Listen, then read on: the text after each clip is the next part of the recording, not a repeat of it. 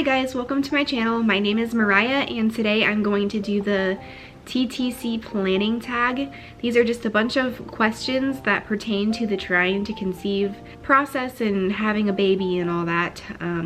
I just figured it'd be a good way to sit down and let you guys know a little bit more about me. It's raining out right now. Let me show you guys. Jaxie loves the rain. He's being our watchdog right now. Alright, so I'm gonna go ahead and just get into these questions. The first one is, will you find out the gender? No. I found out the gender with my other two babies. I had a girl and then I had a boy. And now that we have one of each, I think it would just be really fun to let the third baby be a surprise. So no, I do not want to find out the gender until birth. Question number 2, will you use a pacifier? Yes. I used pacifiers with both of my first two kiddos. Actually, they still use pacifiers. We're definitely just a family that doesn't really care about that very much. We talk to the kids' dentist, we talk to their pediatrician, and they don't really care if the kids use them. It's not really a concern until after the age of 4, and neither of my kids are 4. So yeah, I'm just kind of the mindset that if they want them, they can use them. I personally sucked my fingers until I was like 13 years old.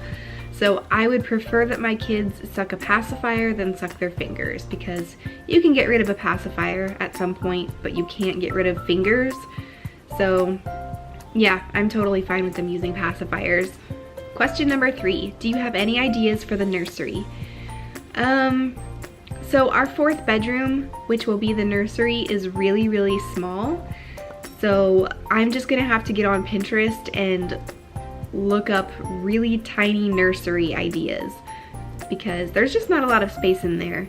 But I imagine that we'll just go with like a gender neutral theme, just like grays and yellows and greens and things like that, which is kind of my style anyway. I'm not a person to like go overboard with pink for girls or overboard with blue for boys. I've never done that. So this is just kind of keeping along with that same theme, I guess. I guess it's hard for me to like really plan a nursery when I'm not even pregnant yet, but we'll get there hopefully.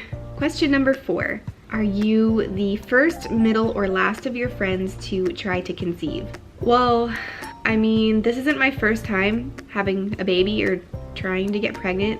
So I would say that when I had my first baby, I was like one of the first out of like the majority of my friends, and then most of my friends are like having babies right now. So I'm finally having my third when most of my friends are having like their first or second. Question number 5, would you use hand-me-downs? Yes, definitely yes. I've saved all of the clothes from my first two kids. We have like 4 giant totes of clothes in the future nursery room. 100% fine with hand-me-downs. Actually, a lot of Milo's current clothes were given to us by friends, and we're super grateful for that. So yeah, we love hand-me-downs. Question number 6, how close in age would you like your children? I've always thought that I wanted to have like my first two kids really close together and then wait a few years and then have another 2 kind of close in age. My first 2 babies are only 17 months apart. I got pregnant with my second when my first was only 8.5 months old. So that worked out really well. They are best friends. It's so fun watching them play and interact together. And then at this rate, by the time I have my next baby, Milo will be almost 3, if not 3. And then Ren will be over the age of 4. So that's the few year gap that we wanted between the first 2 and the second 2, if that makes sense. I grew up with a bunch of siblings. I have 4 brothers and 2 sisters, but I actually grew up living with 3 brothers. We were just all really close in age, best friends. We're still all really close now as adults. I had a really good experience with my big family, and it's definitely influenced me wanting to have a big family of my own. But yeah, that's kind of my plan, was to have 2 really close together and then have like a 3-ish year gap and then have another 2. Question number 7, would you make homemade baby food? Would I? Yes, for sure. Have I? Not really. because for one thing, I do baby-led weaning with my kiddos, so that means that basically just whatever we eat, they eat. I've never like bought pureed jars of baby food or anything like that and spoon fed my babies. From the time that they are able to like sit up on their own and grasp food with their fingers and bring it to their mouths and, you know, eat, they've just been eating food. So I have nothing against making your own homemade baby food.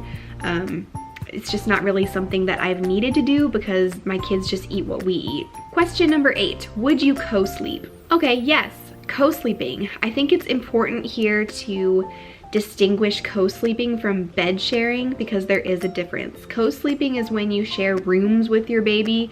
Bed sharing is when you share a bed with your baby. So would I co-sleep? Absolutely.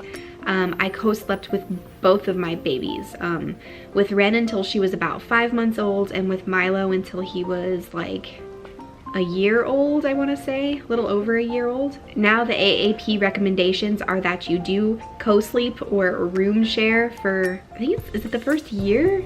6 months or a year, I don't remember.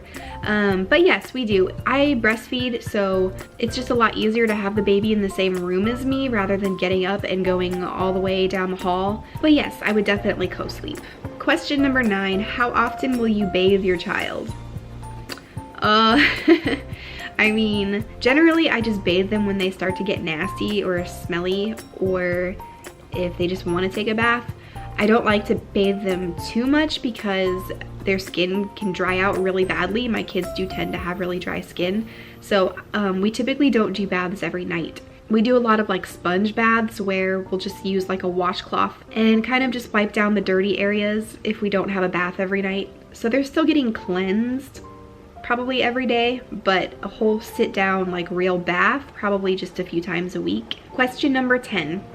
Will you do extended rear facing, like in a car seat? Absolutely. We have the Graco Extend to Fit car seats for both of our kids, and because they are on the small side anyway, these kids can probably rear face until they're like 4 or older. We're definitely gonna max out the requirements on the car seat, so we're just gonna have them rear facing as long as they can for their heights and their weights. You know, I say why not, because it's scientifically proven to be safer for your child to be rear facing. In the event of a car crash, it's just, it could literally be life or death. So I don't think that the very few minor benefits to forward facing outweigh the risks of forward facing at a young age. So yeah, definitely extended rear facing. I'm all about that. Ren is 3, she's still rear facing. Milo is 2, he's still rear facing. And like I said, they probably will be for the next few years, honestly. Question 11, do you plan on breastfeeding? If so, how long? Yeah, I do. I breastfed both of my kids for the first 12 months, which is my goal typically. I just want to say that I put a lot of pressure on myself to breastfeed Ren when she was a newborn, and I had a very strong physiological reaction to having a letdown. It's an actual thing called DMARE, and it just, every time I had a letdown, I would have really, really uncomfortable feelings go through my body, and I would have to like clench my teeth and look at my phone and distract myself. It wasn't as bad with Milo, but it was still there. And it was definitely something that I had to battle with throughout my entire nursing relationship. And then I also have the issue of I lose a lot of weight when I breastfeed. I'm like a small person anyway, and breastfeeding just like takes everything out of me.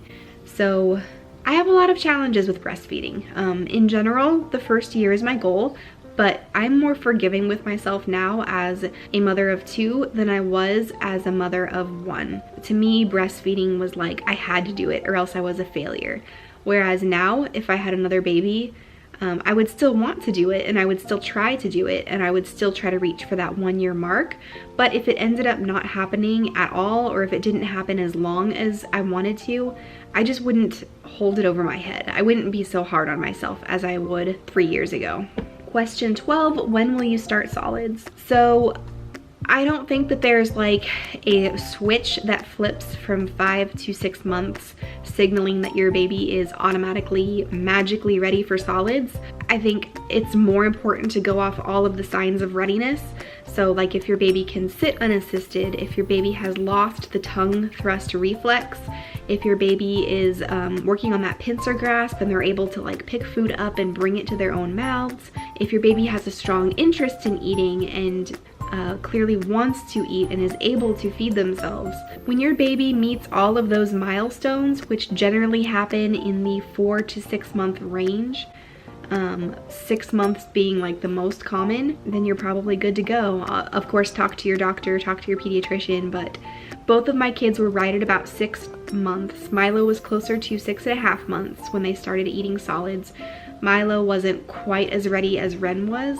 Ren was ready to go at 5 months. She was 100% ready for solids at 5 months, but I was still going by like the 6 months. I have to wait until 6 months exactly. So I held off for her, but she was ready. Milo, I introduced it at 6 months and he still wasn't quite there yet. He needed a few more weeks. So yeah, solids, I go off the readiness of my baby. They tell me when they are ready, but generally it happens right around 6 months. Question number 13, do you prefer any particular gender? No, I don't. I think I will be so happy either way, and then also part of me will be sad either way to not have the other one, if that makes sense. Like, I want both. If I could get pregnant with twins and have a boy and a girl, that would be like the best of both worlds. I want both. So no, I'm not gonna be disappointed when I find out what the baby is. There are pros and cons, like, so our family is full of boys on both sides of the family. There are just a lot of boy babies. So from that aspect, it would be fun to have another girl so that Ren could have just another girl in the family, have a baby sister. She always says she wants a baby sister, and so I think a girl would be really fun for her in particular. And then from the boy standpoint, I just have a boy name picked out that I really, really, really love. I don't have a girl name picked out that I feel as strongly about as I do the boy name. So yeah, I mean, there's benefits to having both, and I would just be thrilled either way. Obviously, like, it's cliche, but I just want a healthy, happy baby. You know, I have a boy already, I have a girl already, so whatever is meant to be, I am totally fine with it. I would just love any baby that comes along. It doesn't matter to me. Which actually ties into number 14, which is, do you have names picked out? Yes, for a boy's name. I do anyway. I don't know how TJ feels about it yet. I have to try to talk him into it. I don't really have girls' names that I love yet. I kind of have some ideas. I have some written down. Hit me with your best name ideas down below. Question number 15, will you homeschool? This is something that I actually go back and forth with all the time. I would love to homeschool, and I pretty much already am homeschooling them now with my daycare because I do a preschool program with them and with the other kids, obviously. In terms of when it comes to kindergarten or like K through 12, if I want to homeschool, I'm still not sure yet. I'm doing some research, and a lot of it will depend on my kiddos, on their personalities, if I think that they would thrive better in like a school setting or if they would thrive better at home with me. It'll just kind of depend on a lot, and luckily I have a couple of years to consider it and to keep researching, but it's definitely something that I'm open to, and I think it would be a lot of fun. All I can say for right now is I can definitely see myself homeschooling in the future. It's just something that I would have to research more. Question number 16, home or hospital birth? Hospital birth all the way for a couple of reasons. One being I have like the best, most magical OBGYN in the history of the world. He delivered me, he delivered my brothers, so he's my mom's OB, and I basically love him. And if I have a home birth, then I don't have him, and I don't want that. I truly have such a strong, like, positive relationship with my OB that I would not give that up for a home birth. Another situation is that with both of my babies while pushing, we had some scary instances of their heart rates dipping super, super low, and the NICU team had to be on standby with Ren when she was born. And all of that just terrifies me. I just would, for me personally, like, I would love to be in a hospital where if something were to go wrong, the doctors are right there. So yeah, for me personally, I just feel more comfortable having a hospital birth. Question number 17, epidural or natural birth? That all depends on if I have Pitocin or not. If I can go into like full-blown labor on my own without the use of Pitocin, I would like to maybe try for an epidural-free birth. I just know that in my experience, when I have Pitocin, I need an epidural. Transition stage with Pitocin it's rough.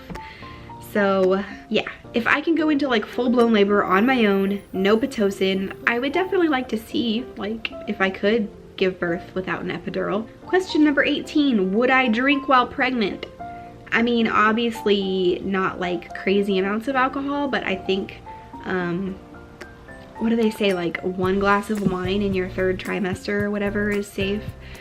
I personally don't drink anyway. Wine gives me awful migraines, so like I don't judge other women for having a glass of wine at 38 weeks pregnant, but I wouldn't, just because I don't really drink anyway. Obviously, talk to your doctor before you do anything like that and go with their recommendation. I think some doctors are okay with like a very occasional 1 glass of wine in 3rd try, and other doctors are like, no, just don't even have any. So I would say talk to your doctor about that, and just go based off of their recommendation. That's what I would do. I would talk to my doctor about it. But like I said, I don't really drink anyway, so I don't have to worry about that. Question number 19, cloth or disposable diapers? We used cloth diapers for like all the way up until my 2nd baby was about 1 year old. So we haven't used them for the last year. And that's because when we were getting ready to sell our house, we had to stop using them because we just didn't want a pile of poopy diapers sitting around while we were trying to show our house to sell it.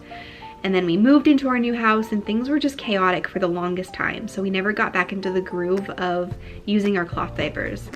We have so many cloth diapers and I feel awful that we're not using them. I think that maybe when the 3rd baby comes along, I would like to try to use the cloth diapers, but I'm not making any promises because it is harder to have to go and like spray off poopy diapers and to do more laundry. All right, I think that's the end of the Ttc Planning Tag. Those are fun.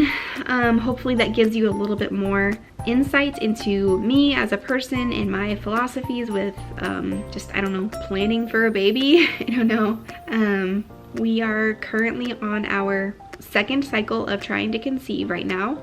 And yeah, that's it basically, I guess. If you have any other questions for me, feel free to leave them in the comment section down below. Thank you guys so much for watching, and don't forget to like this video and hit subscribe to follow along on our journey. Thanks guys, I'll talk to you soon. Bye!